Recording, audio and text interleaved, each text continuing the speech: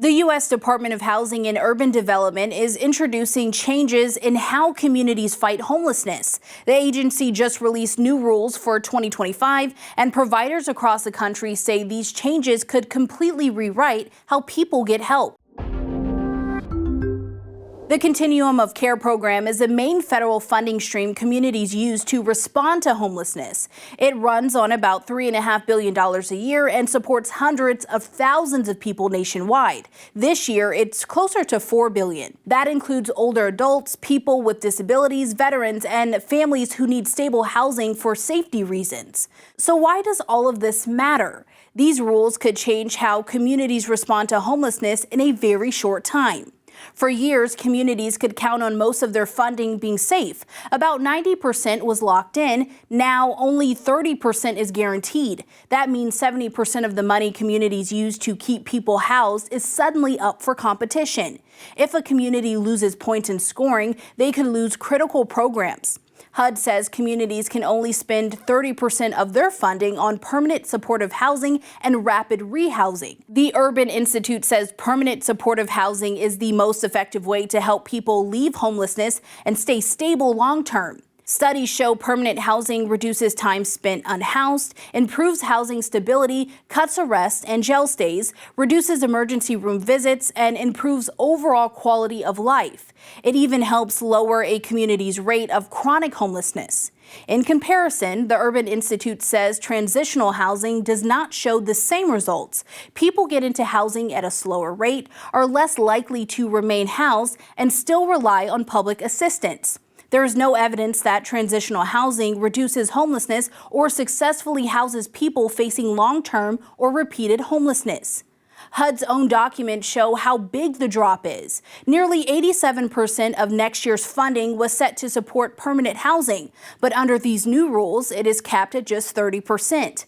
A HUD briefing says about 170,000 people could be at risk of losing housing because of these cuts. Another big shift is that almost every program has to compete. Youth housing projects and domestic violence programs that once had extra protections no longer do. They have to be ranked and scored like everyone else.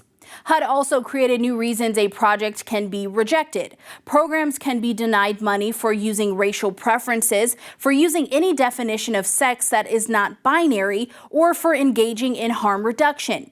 When HUD talks about harm reduction, they mean basic safety steps like providing safer use supplies to prevent disease or giving people Narcan to reverse an overdose. These are common tools used in many shelters and outreach programs to keep people alive and safe. The National Low-Income Housing Coalition says the new scoring rules push communities toward models focusing on camping bans, mandated services, and strict public safety measures rather than on housing that actually works.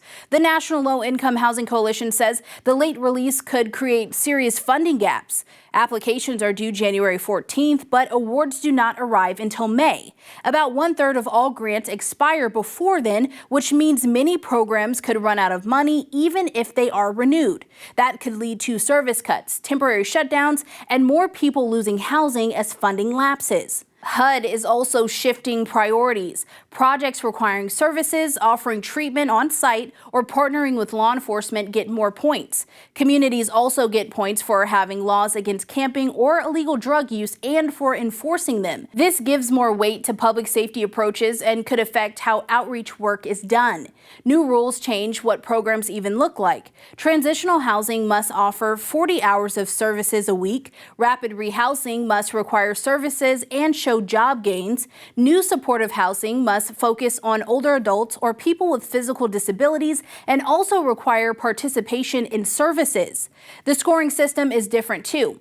A new merit review decides who gets funded, and in Tier 2, projects can earn extra points for requiring services. That means voluntary support models that have been standard for years may start with fewer points. HUD also expanded its risk review. Now it can deny funding based on media reports, findings from the Inspector General, or public complaints. For Straight Arrow News, I'm Kaylee Carey. Read the full story right now on SAN.com or download the Straight Arrow News mobile app today.